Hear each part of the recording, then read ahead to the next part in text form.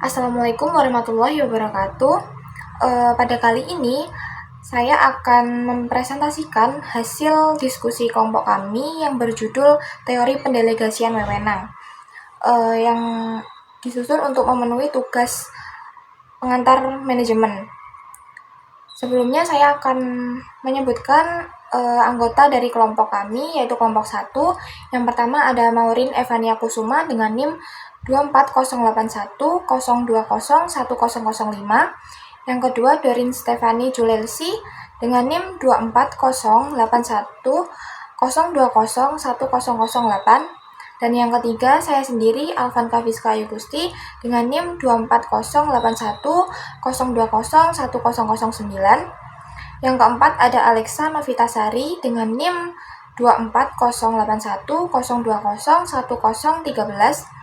Dan yang terakhir, ada Tasya Nabila Nuril Ula dengan NIM 2408102010119. Yang pertama, ada definisi dari pendelegasian wewenang.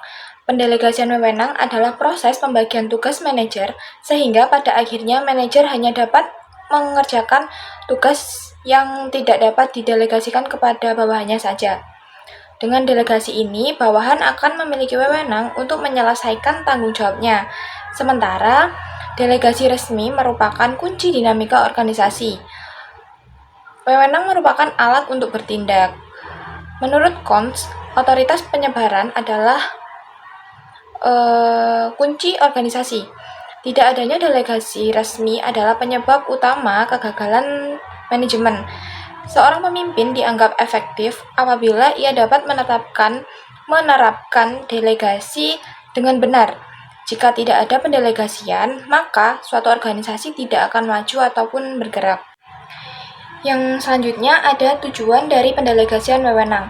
Yang pertama adalah agar eksistensi dari fungsi yang ada dalam organisasi dapat tercapai.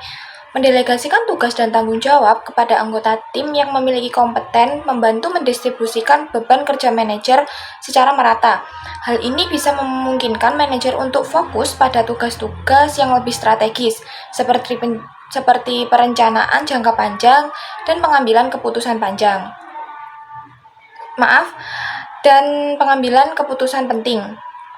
Yang kedua, agar pemimpin puncak tidak tersentralisasi dalam semua keputusan yang ada dalam organisasi. Dengan mendelegasikan wewenang kepada anggota tim, pemimpin puncak tidak hanya dapat mengurangi beban kerja mereka sendiri, namun juga dapat menciptakan lingkungan kerja yang lebih positif dan produktif. Yang ketiga, supaya penentuan tugas, serta tanggung jawab dapat sesuai seperti hasil yang diharapkan. Menetapkan tugas sesuai dengan hasil yang diharapkan merupakan kunci dari tercapainya suatu tujuan organisasi. Dan dapat dipastikan bahwa seluruh anggota tim bisa berkontribusi secara maksimal dan mencapai hasil yang optimal. Yang selanjutnya ada manfaat dari pendelegasian. Di sini saya akan menjelaskan 3 manfaat dari pendelegasian. Yang pertama adalah bawahan yang dilimpahi wewenang akan mendapatkan ilmu atau kesempatan baru. Mendelegasikan wewenang tidak hanya berarti mengalihkan suatu beban kerja, namun berinvestasi dalam pengembangan bakat yang dimiliki suatu pegawai, dengan memberikan kesempatan belajar dan berkembang kepada bawahan. Yang kedua, mendorong tujuan dan keputusan yang lebih baik. Memajukan tujuan pengambilan keputusan yang lebih baik adalah proses yang berkesinambungan dan juga dapat meningkatkan kualitas keputusan sehingga dapat mencapai hasil yang lebih baik. Yang terakhir, pekerjaan akan menjadi cepat karena pelimpahan wewenang yang terlaksanakan dengan baik kepada pihak yang bertanggung jawab. Pendelegasian jika dilakukan dengan benar merupakan kunci untuk meningkatkan efisiensi dan produktivitas dalam organisasi. Dengan mendelegasikan tugas kepada orang yang tepat, memungkinkan dapat terselesaikannya pekerjaan dengan baik dan lebih cepat, sehingga dapat meningkatkan kualitas dan motivasi pegawai. Yang selanjutnya ada prinsip pendelegasian wewenang. Pendelegasian wewenang ini memiliki 3 prinsip, diantaranya yaitu prinsip skalar, prinsip delegasi penuh, serta prinsip kesatuan perintah. Yang pertama ada prinsip skalar. Menurut Henry Fayol, prinsip skalar didefinisikan sebagai prinsip yang berasal dari otoritas tingkat manajemen tertinggi hingga tingkatan terendah. Di dalam model ini, masing-masing orang di setiap tingkatan manajemen hanya berkomunikasi dengan orang-orang yang berada tepat di atas dan di bawah mereka. Pada dasarnya, pada prinsip skalar ini menekankan bahwa pentingnya adanya hierarki yang jelas. Prinsip ini menetapkan bahwa setiap tingkat struktur organisasi harus memiliki wewenang dan tanggung jawab yang jelas, sehingga setiap anggota tahu siapa atasan mereka dan kepada siapa mereka harus bertanggung jawab. Yang kedua, ada prinsip delegasi penuh. Prinsip delegasi penuh adalah prinsip yang menekankan bahwa seorang pemimpin secara penuh memberikan tanggung jawab dan wewenang kepada bawahannya untuk menyelesaikan tugas mereka. Dengan cara ini, pemimpin dapat memberikan kepercayaan kepada tim untuk membuat keputusan dan menyelesaikan tugas tanpa harus terlibat dalam setiap langkah prosesnya. Penerapan prinsip ini dapat mendorong kreativitas dan inisiatif para anggota tim, serta meningkatkan rasa memiliki di antara anggota tim. Namun, agar prinsip ini dapat berjalan secara efektif, pemimpin harus memastikan bahwa setiap anggota tim memiliki kemampuan, keterampilan, dan pengetahuan yang memadai. Yang ketiga ada prinsip kesatuan perintah. Prinsip kesatuan perintah ini bisa disebut sebagai prinsip komando. Prinsip ini menyatakan bahwa setiap bawahan dalam suatu organisasi harus melapor kepada satu atasan saja. Pelaporan kepada banyak atasan dapat menyulitkan individu untuk mengetahui kepada siapa pertanggungjawaban diberikan dan instruksi apa yang harus diikuti. Selain itu, bawahan juga dapat menghindari tanggung jawab dalam menjalankan tugas yang tidak maksimal karena jumlah tugas yang diberikan kepada atasan lainnya terlalu banyak. Baik, selanjutnya yaitu asas pendelegasian wewenang. Di dalam pendelegasian wewenang terdapat beberapa asas yang perlu diketahui, yaitu yang pertama, asas kepercayaan. Di dalam asas kepercayaan, jika seorang penerima wewenang dapat dipercaya, maka delegator atau pemimpin akan mendelegatorkan sebagai wewenangnya kepada delegat tersebut. Kepercayaan tersebut harus didasarkan atas pertimbangan yang objektif tentang kecakapan, kemampuan, kejujuran, keterampilan, dan juga tanggung jawab dari delegat yang bersangkutan. Delegator atau pemimpin yang efektif harus mampu mendelegasikan wewenang kepada bawahan yang tepat dan dengan pertimbangan yang seobjektifnya, bukan atas pertimbangan subjektif teman, keluarga, dan lain sebagainya. Yang kedua yaitu asas delegasi atas hasil yang diharapkan. Di dalam asas delegasi atas hasil yang diharapkan, tugas yang akan dilakukan oleh delegasi harus didasarkan pada hasil yang diharapkan oleh pemimpin. Asas ini mempertimbangkan hasil yang akan diperoleh dan pendelegasian otoritas. Kemudian, harus disesuaikan dengan memastikan bahwa keterampilan dan kecakapan diperlukan untuk mencapai hasil yang diterapkan. Pendelegasian wewenang harus hanya sebesar yang diperlukan untuk mencapai tujuan yang akan dicapai. Misalnya, otoritas untuk memproduksi 5 ton saja diperlukan untuk mendapatkan hasil 5 ton juga. Yang ketiga yaitu asas penentuan fungsi dan kejelasan tugas.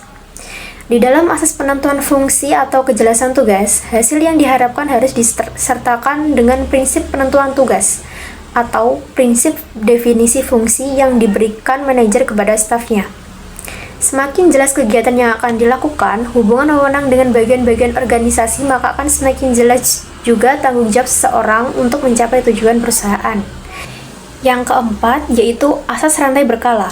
Di dalam asas rantai berkala, seorang delegator harus mendelegasikan wewenang menurut urutan kedudukan daripada pejabat, yaitu dari atas ke bawah. Asas ini mengatakan bahwa harus ada urutan wewenang dari manajer puncak ke bawah. Jika manajer memberikan tugas kepada bawahannya, mereka harus melewati tingkatan yang ada, seperti turun tangga. Oleh karena itu, dumping tidak boleh dilakukan. Segala tanggung jawab pengambilan keputusan dan komunikasi akan menjadi lebih efisien jika garis wewenang antara manajer puncak dan setiap bawahan perusahaannya jelas.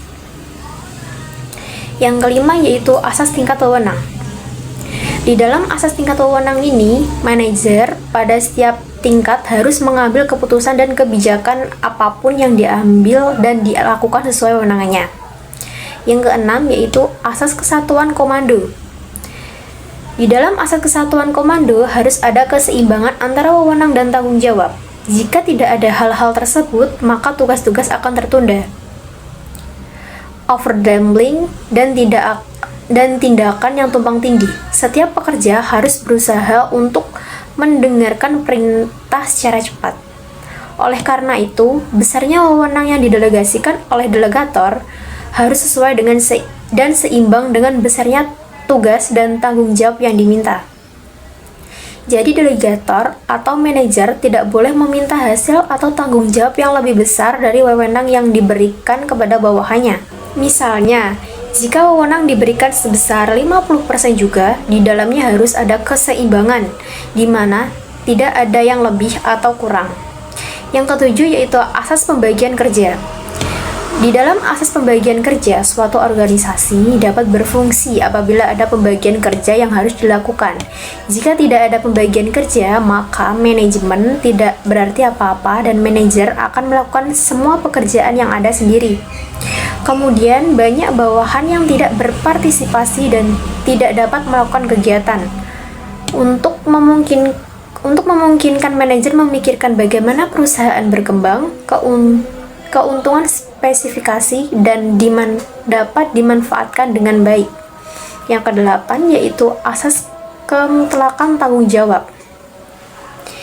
Di dalam asas tersebut, setiap delegate yang diberi wewenang harus sepenuhnya bertanggung jawab kepada delegator atau atasannya mengenai wewenang yang dilakukan.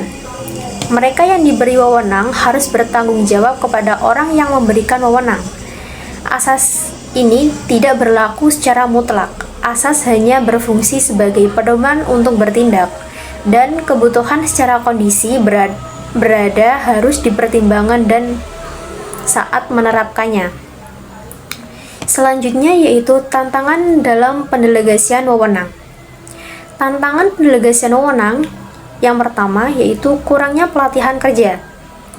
Kurangnya pelatihan kerja mengacu pada kondisi di mana seorang karyawan atau individu tidak mendapatkan pelatihan yang sesuai atau memadai untuk melaksanakan tugas dan tanggung jawabnya. Oleh karena itu, pelatihan ini juga sangat penting untuk memastikan bahwa karyawan memiliki pengetahuan, keterampilan, dan kemampuan yang diperlukan untuk bekerja secara efektif dan efisien. Hal ini biasanya terjadi karena perusahaan memiliki anggaran pelatihan yang terbatas karena mengutamakan aspek lain seperti produksi dan keuntungan jangka pendek. Yang kedua yaitu manajer jarang mendelegasikan tugas karena tidak mempercayai karyawannya. Manajer mungkin menjadi cemas jika tugas yang didelegasikan tidak berhasil diselesaikan atau gagal. Mereka takut akan kemungkinan mendapatkan kritik dari atasan atau pelanggan. Hal ini berdampak pada beban kerja yang berlebihan bagi para manajer, sehingga menjadi kewalahan dengan banyaknya tugas yang harus mereka selesaikan sendiri. Yang ketiga yaitu kurangnya pemahaman tentang penentuan prioritas tugas yang perlu didelegasikan. Manajer tidak memahami kekuatan karyawan manajer mungkin tidak sepenuhnya memahami keterampilan dan potensi setiap karyawan, sehingga sulit untuk memberikan tugas kepada orang yang tepat. Yang keempat yaitu manajer seringkali mendelegasikan seluruh tugas karena ingin terbebas dari kewajibannya sendiri. Hal ini dikarenakan manajer mungkin merasa dengan mendelegasikan seluruh tugas kepada karyawan, mereka kurang bertanggung jawab jika terjadi kesalahan atau hasil yang dicapai tidak sama dengan harapan mereka. Yang kelima yaitu informasi yang diberikan infrastruktur kurang jelas. Memiliki informasi yang tidak berhubungan menimbulkan kebingungan, sebab terlalu banyak informasi yang tidak relevan dapat membingungkan karyawan dan menyulitkan pengambilan keputusan. Yang keenam, yaitu atasan mempunyai ekspektasi yang terlalu tinggi terhadap karyawannya. Apabila ekspektasi manajer melebihi keterampilan dan kemampuan karyawan, maka kualitas pekerjaan menurun dan karyawan cenderung melakukan kesalahan dan menghasilkan pekerjaan di bawah standar. Sekian penjelasan mengenai materi teori pendelegasian wewenang dari kelompok 1. Kurang lebihnya mohon maaf. Sampai di sini, terima kasih. Wassalamualaikum warahmatullahi wabarakatuh.